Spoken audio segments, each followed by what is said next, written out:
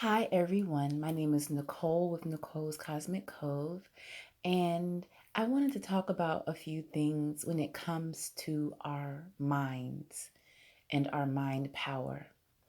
So, I love numerology because numbers bring a consistency to me, and consistency feels safe for me, which brings me into a calm state for my mind.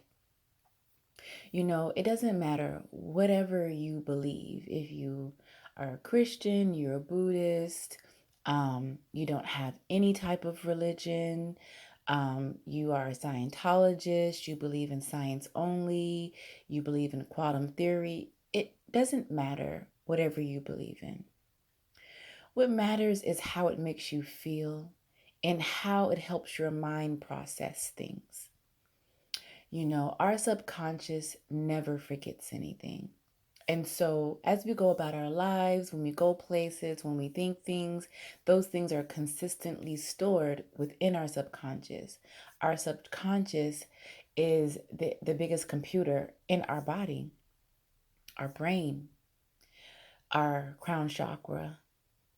And so, because of that, when we are triggered, when things happen, our subconscious remembers it and then it grows and grows, and then it can manifest into dis-ease, illness, sadness, depression, and all of these other clinical terms because of how we're thinking about things.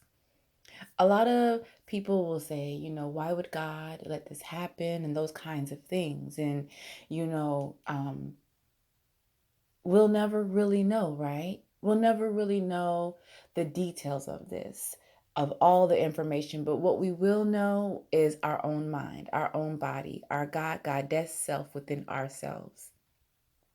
What we will know is how to connect with ourselves when we allow our oneness to take charge, and that's why I love lunar eclipses and solar eclipses, because while the masses may be wanting to see it and go out and do all of these things, right?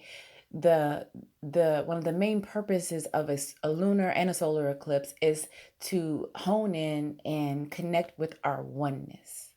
Okay, so you're without anybody else's input, without anybody else's feelings, energy, or anything. You know,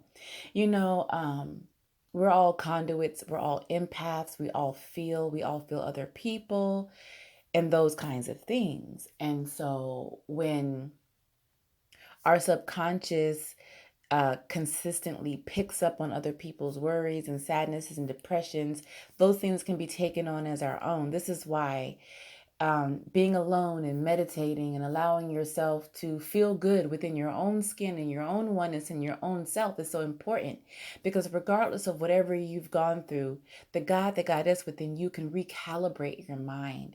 You can recalibrate how you're thinking. You can change your whole world just by how you're thinking. And I know some people ask me sometimes, well, how do I do that?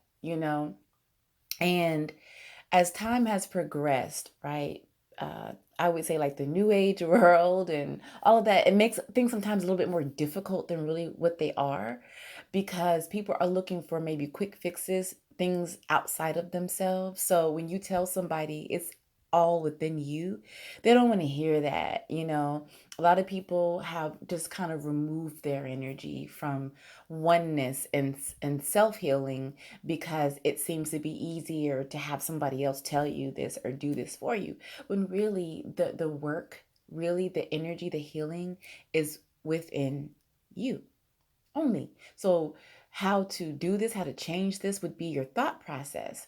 And like, honestly, it is as simple as having this negative thought and then being aware you're having it and then shifting it in that moment so that you can build that muscle, because it's not easy if all you've been thinking every day of your life is some type of problem, sadness, depression, illness, heartache, heartbreak, divorce, anything you can think of, right? That is in your subconscious, consistently moving in the background. You have to be the owner and the leader of your thoughts. You have to.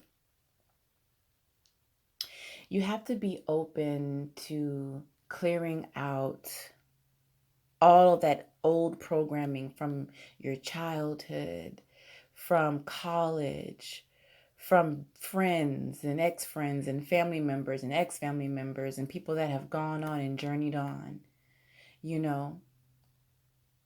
And when you begin to do that, you start to feel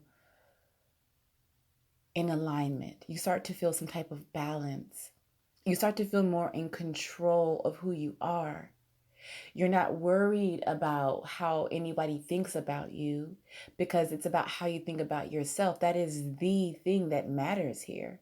Now, when we talk about an inflated ego and we talk about all of that is a part of this, okay? The illusions and how you see yourself, sometimes you have to talk to yourself in a way, even if you don't believe it. And that is a part of ego. This is why I tell people also that ego is needed. You know, people have inflated egos, some people don't. Whatever the case may be, ego helps you to break free of an illusion and live in an illusion so that you can heal yourself. Okay. And the only way to live in an illusion to heal yourself is to speak to yourself with certain things, even if you don't believe it. Okay. I feel like I'm talking at you. I'm not trying to. Uh, um, I'm not trying to be all preachy.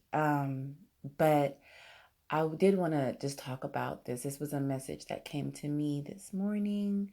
And I know the solar eclipse is on April 8th, which would be tomorrow, and we have a new moon. And this is a time of release for this new moon. And I just hope that this message resonated with someone. And I'm always praying for everyone to be enlightened, to feel good energy, to feel good vibes. So I'm sending you good vibes during this extremely powerful time. You take care of yourselves. Okay? Bye-bye.